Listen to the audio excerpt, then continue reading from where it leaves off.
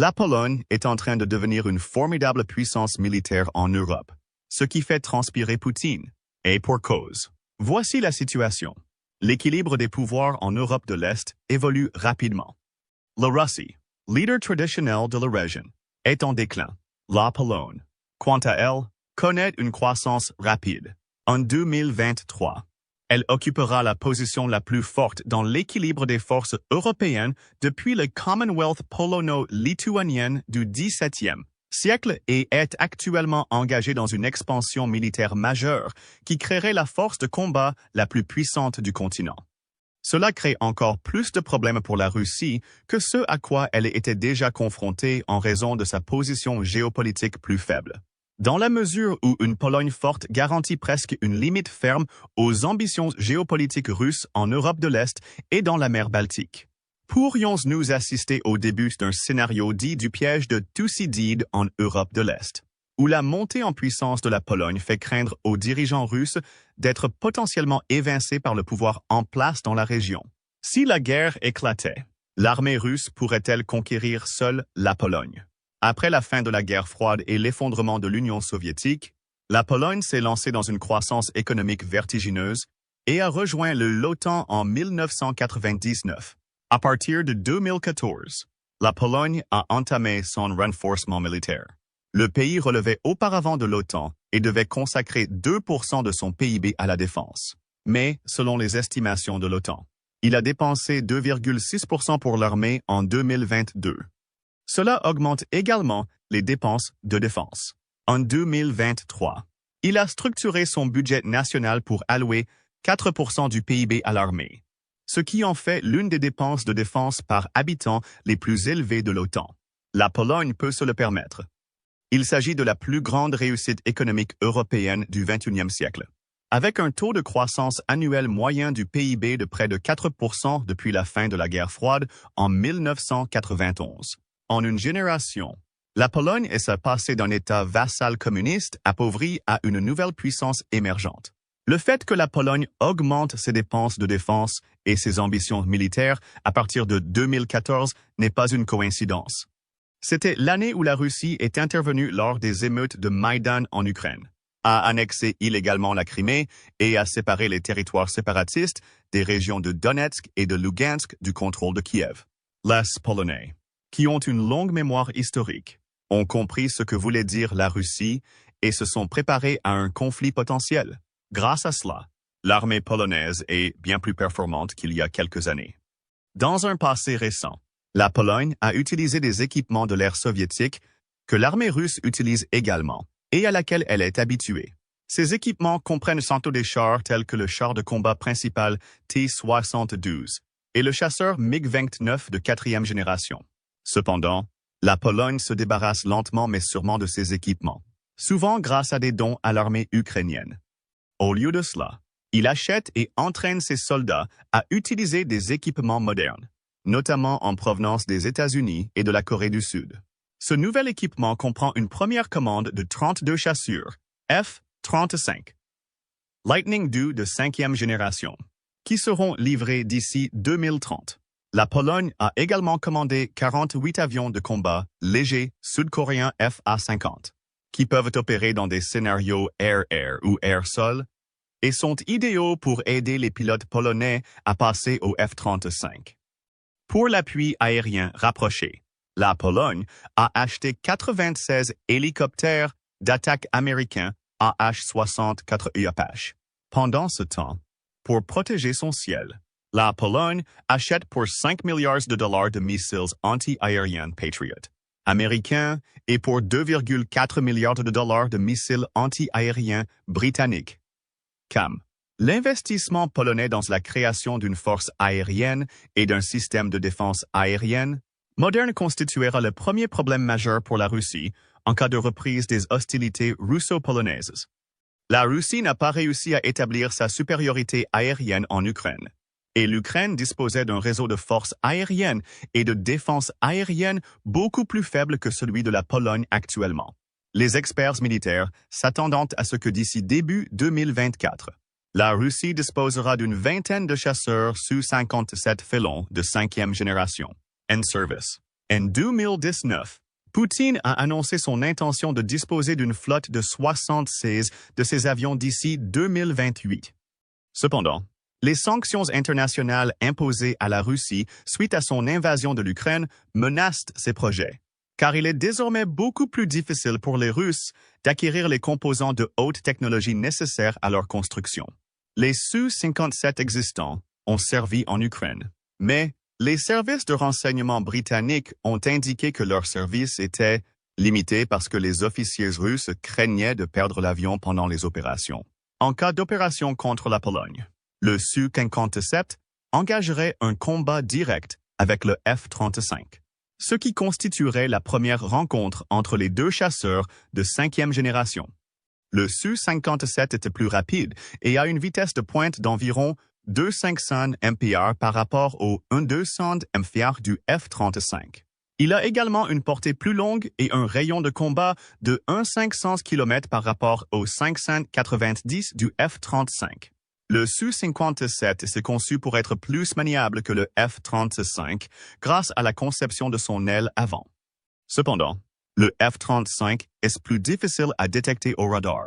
Le plus grand avantage qu'auraient les pilotes polonais par rapport au Su-57 est le nombre d'avions à leur disposition. En raison des sanctions, il ne sera peut-être pas possible de développer des avions Su-57 supplémentaires pour la Russie, et la Pologne pourrait encore espérer davantage de F-35 dans sa flotte aérienne. Plus la Russie attend, plus ces divergences risquent de se creuser. La flotte aérienne russe est bien plus grande que l'ensemble de la Pologne et, à partir de 2023, l'armée et la marine disposeront de 436 avions. En comparaison, l'armée de l'air polonaise ne compte que 275 appareils en service. Dans une attaque totale, la Russie devrait théoriquement être plus nombreuse que les Polonais. Cependant, le fait que cela n'ait pas pu être fait en Ukraine soulève la question de savoir si les Russes seront en mesure d'établir une supériorité aérienne sur des forces plus performantes et, au fil du temps, le nombre et les capacités des avions polonais augmenteront par rapport aux Russes. Le même principe s'applique sur Terre. La Pologne est en train de créer une immense armée. Elle prévoit de presque doubler la taille de son armée pour la porter à 300 soldats actifs d'ici 2030. Ce qui en ferait la plus grande force combattante d'Europe. La société polonaise soutient cette démarche. Depuis que la Russie a envahi l'Ukraine, le nombre de conscriptions dans l'armée polonaise a augmenté. En 2023, l'armée polonaise comptait au total environ 189 soldats. L'armée russe est bien plus nombreuse, avec un total de 3,6 millions de soldats. Aujourd'hui ou en 2030, lors d'une invasion russe, la Pologne bénéficiera d'un avantage numérique significatif. Les experts estiment qu'entre 100 et 200 soldats russes sont stationnés dans l'enclave baltique de Kaliningrad, qui abrite également la flotte russe de la Baltique et des armes nucléaires. La présence de Kaliningrad crée de sérieux problèmes géostratégiques pour la Pologne. L'enclave fortement fortifiée est située à seulement 300 km au nord de Varsovie. Kaliningrad est également situé à seulement 60 km de la frontière occidentale de la Biélorussie. Cette partie du territoire s'appelle Swolska Gap et les experts militaires la considèrent comme l'endroit le moins protégé du territoire de l'OTAN. Si elle réussit, une offensive russe à l'ouest de la Biélorussie et à l'est de Kaliningrad par le col de Suwałki coupera la Pologne de ses alliés de l'OTAN. L'Estonie, la Lettonie et la Lituanie. Même si ces trois États baltes seraient dans les plus touchés, une opération réussie via le col de Suwałki priverait la Pologne d'une partie de ses approvisionnements et de ses options militaires. Pendant ce temps, quitter Kaliningrad vers le sud en direction de Varsovie obligerait la Pologne à lancer une opération défensive pour protéger sa capitale. Les forces russes, en infériorité numérique, seraient également beaucoup plus concentrées dans la campagne polonaise qu'en Ukraine, qui représente un territoire beaucoup plus vaste. La dispersion des forces russes sur une zone aussi vaste était l'une des raisons pour lesquelles l'avancée russe au début de la guerre ne s'est pas produite aussi rapidement que les observateurs extérieurs l'avaient initialement prédit. La Pologne, avec sa plus petite taille, ne disposerait pas d'un tel luxe. La plupart des combats auraient lieu sur l'axe étroit entre Kaliningrad et la frontière biélorusse. Ces opérations nécessiteraient la coopération de la Biélorussie, mais il s'agit généralement d'un État tampon vassal de la Russie. Et des documents russes Scott Bobby a divulgués début 2023 suggèrent que Moscou a l'intention d'annexer la Biélorussie d'ici 2030. Bien que la Biélorussie ne soit pas directement intervenue dans la guerre en Ukraine, elle a accueilli les troupes qui ont attaqué Kiev et héberge actuellement plus de 90 soldats russes, en projetant de construire des bases encore plus grandes. La Biélorussie serait obligée d'accueillir des troupes russes pour l'invasion de la Pologne si le Kremlin veut réellement entreprendre cette opération. La Pologne présente donc d'importantes faiblesses géographiques qui faciliteraient une attaque d'une force russe supérieure. Théoriquement, cela devrait signifier que la Russie pourrait subir de très lourdes pertes lors d'une attaque contre Varsovie par le nord et l'est et gagner quand même. Un soldat ukrainien qui a combattu contre les Russes dans le Donbass en mars 2023 a déclaré ce qui suit. La réserve de mobilisation de la Russie est pratiquement infinie, ce qui signifie qu'elle a le luxe de commettre des erreurs. Ils peuvent perdre une brigade. Ils peuvent perdre un peloton, et certains de ces gens survivront et pourront partager leur expérience avec les nouveaux conscrits. Si la Russie avait inclus toutes ses forces nationales dans l'effort de guerre, avec diverses vagues de mobilisation, le désavantage numérique des Polonais aurait été encore plus prononcé. Selon le recensement de 2022, la Pologne compte environ 38 millions d'habitants. Il y en a environ 147 millions en Russie. Cependant, comme nous l'avons vu en Ukraine, le nombre total de militaires ne se traduit pas également en puissance de combat. Sur le champ de bataille, les problèmes logistiques de la Russie étaient visibles dès les premiers jours de la guerre en Ukraine. Lorsque la Russie opérait à la frontière de son propre territoire, la logistique russe d'une guerre avec la Pologne serait encore plus tendue. Les lignes d'approvisionnement seraient en plus longues car elles devraient traverser le vaste intérieur de la Russie, se concentrer en Biélorussie, puis atteindre la Pologne. Un pipeline reliant Saint-Pétersbourg à Kaliningrad serait plus court. Mais le rapport de force en mer Baltique est actuellement très défavorable à la Russie. La mer Baltique est devenue un lac de l'OTAN pour des raisons pratiques, notamment en relation avec l'adhésion de la Finlande à l'Alliance et l'attente de l'adhésion de la Suède. Ces lignes d'approvisionnement maritime seraient rapidement coupées en cas de guerre entre la Russie et la Pologne. Même dans le scénario très improbable d'un manquement de l'OTAN à ses obligations au titre de l'article 5.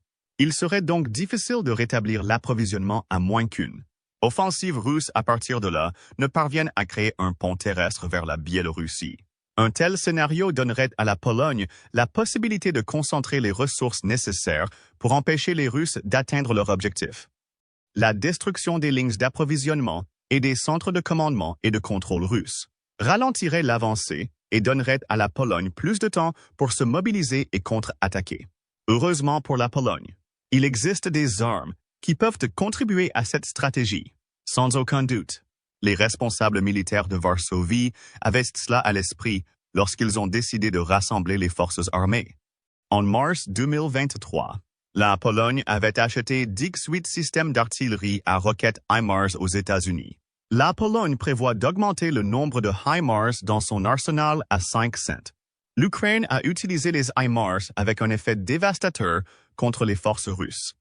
HIMARS est un système de livraison de haute précision, et les attaques contre des actifs clés tels que les dépôts de munitions et de carburant, les stations de commandement et de contrôle et d'autres voies d'approvisionnement ont paralysé les positions russes et permis aux Ukrainiens de s'emparer de vastes étendues de territoire à la fin de l'été et à l'automne 2022. HIMARS peut être équipé d'un chargeur de 6 missiles MLRS, en particulier le M31 GMLRS Unitary, qui peut atteindre des cibles à des distances allant jusqu'à 70 km. Cependant, les HIMARS polonais seront encore plus performants, puisque les Polonais ont passé une première commande de 45 missiles Attack-M. Ces munitions ont une portée de 300 km et offriraient aux Polonais d'excellentes opportunités de cibler des cibles russes critiques. On peut supposer que les destinations à Kaliningrad et en Biélorussie seraient une priorité élevée pour les systèmes polonais HIMARS et les missiles Attack-M. D'autant plus qu'il serait difficile d'approvisionner l'enclave par voie maritime. Attack-M peut atteindre une telle distance, et la Pologne n'hésiterait pas à utiliser ses missiles de cette manière. Les dégâts que l'Ukraine a infligés à la Russie avec seulement quelques dizaines de systèmes HIMARS et aucun missile Attack-M ne sont rien en comparaison de ceux que les Polonais pourraient infliger avec beaucoup plus de systèmes de ce type et de munitions à longue portée. Les forces russes mal organisées et mal équipées, qui devraient d'abord opérer loin de leur propre territoire, se révéleraient être des cibles appropriées pour les tirs de barrage du HIMARS. Et HIMARS n'est pas le seul système d'artillerie à fusée moderne à arriver en Pologne. Pour compléter HIMARS, la Pologne achètera la plateforme K-239 Chunmoo MLRS de la Corée du Sud. Le premier lot de 18 missiles de ce type est arrivé en Pologne en 2023, et les Polonais prévoient d'augmenter le nombre de ces forces à 288. Chunmoo, destiné à combattre l'artillerie à longue portée nord-coréenne, peut lancer plusieurs types de missiles bruts d'une portée de 30 à 45 km, des missiles guidés à 80 km. Les lanceurs Chunmoo exerceraient une pression supplémentaire sur les lignes d'approvisionnement et de communication russes en Ukraine. Les Russes se sont adaptés aux HIMARS en plaçant leurs moyens essentiels plus loin derrière les lignes de front. Ils essaieront de le faire également dans la campagne polonaise, mais la Pologne disposera d'une arme à plus longue portée, entre les roquettes Attack-M et les roquettes tirées par le Chunmoo. De plus, les lignes d'approvisionnement russes seront plus longues et il y aura moins de marge pour disperser les ressources clés en raison du front plus compact qui résulterait d'un conflit militaire entre la Pologne et la Russie. C'est cela que le nombre de la Russie pourrait jouer en sa défaveur, dans la mesure où davantage de troupes seraient concentrées et vulnérables aux missiles et aux attaques de missiles. Les Russes ont également fait preuve d'une mauvaise sécurité des signaux en Ukraine, ce qui a conduit à de multiples frappes HIMARS contre des cibles très médiatisées. L'armée russe dispose d'une structure de commandement et d'une doctrine faible, avec un contrôle centralisé qui décourage les officiers subalternes de prendre des initiatives et concentre la prise de décision entre les mains de commandants plus éloignés du front. Les attaques MLRS sur les lignes de ravitaillement et les nœuds de communication ralentiraient donc considérablement l'avancée russe en Pologne. Et les masses en masse confuses d'officiers russes ne sauraient pas comment procéder s'ils ne communiquaient pas avec leurs supérieurs. Cependant, la structure de commandement en Pologne devrait être beaucoup plus agile et adaptable grâce à la doctrine supérieure de l'OTAN et mieux protégée contre les problèmes découlant d'une structure organisationnelle descendante. Des attaques lourdes de roquettes et de missiles contre les forces russes tentant de construire un pont terrestre entre la Biélorussie et Kaliningrad se révéleraient probablement efficaces pour ralentir l'avancée russe, remonter le moral des Polonais et provoquer le chaos dans le commandement russe. La Pologne investit également massivement dans des chars modernes pour accroître encore ses capacités de combat au sol. 250M, un A-12 Abrams, 106M, un A, un Abrams et un 0 char de combat principaux sud-coréens. K2 sont en route, tandis que les Polonais nettoient lentement, mais sûrement leur stock de chars plus anciens de l'ère soviétique, comme le T-72. Les Polonais donnent souvent cet équipement aux Ukrainiens. Parallèlement, l'arsenal actuel de la Pologne comprend également plus de 240 chars Léopard, qui s'intégreront parfaitement aux prochains chars modernes américains et sud-coréens. La Pologne prévoit également de disposer d'une flotte nationale de 10 véhicules de combat d'infanterie Borsuk, qui fonctionneront avec les prochains chars K2. Dans l'ensemble, les forces blindées polonaises éclipseront tout ce qui existe en Europe. Pour un pays qui s'enorgueillit depuis longtemps de ses forces blindées, les forces blindées russes s'en sortent mal en Ukraine. Près de 2 chars y furent détruits ou abandonnés. La Russie a également hésité à déployer en Ukraine son char T-14 Armata, supposément le plus récent et le plus grand, début septembre 2023. Après des tests prétendument réussis, elle y a retiré plusieurs Armata. Les Russes n'auront peut-être pas d'autre choix que d'être moins hésitants à l'égard d'Armata lors d'une rencontre hostile avec la Pologne. Malheureusement pour la Russie, seul un petit nombre d'Armata sont en service. Un lot test d'environ 46 unités était disponible en 2021, soit nettement moins que les 200-300 que le Kremlin possédait déjà. Ces affirmations ont été faites il y a 10 ans. Même si les chars sont aussi performants que le prétendent les Russes, et il y a des raisons de croire qu'ils ne le sont pas. Il y a trop peu d'armes pour influencer le cours du conflit. Et compte tenu des sanctions occidentales à long terme, il est peu probable que la Russie soit en mesure d'accumuler suffisamment de chars pour se donner un avantage sur les chars modernes que la Pologne est en train d'acquérir. Les forces blindées russes continueront d'être plus nombreuses que les forces polonaises. La Russie possède bien plus de chars que tout autre pays, jusqu'à environ 12 600, mais seulement 2600 d'entre eux sont des chars de combat principaux.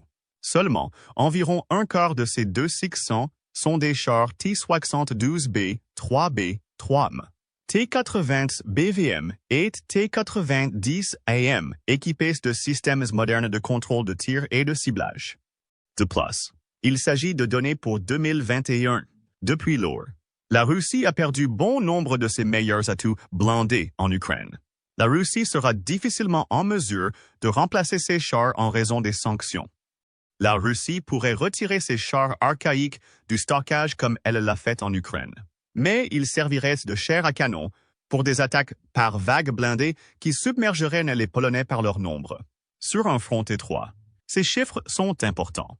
Même si les Russes subissent donc de terribles pertes, l'atout de la Russie pourrait être sa suprématie en matière d'artillerie. L'armée russe a toujours été une force de combat traditionnellement composée d'artillerie. À partir de 2023, le corps d'artillerie russe disposera d'environ 6-0 ensembles de canons et de roquettes.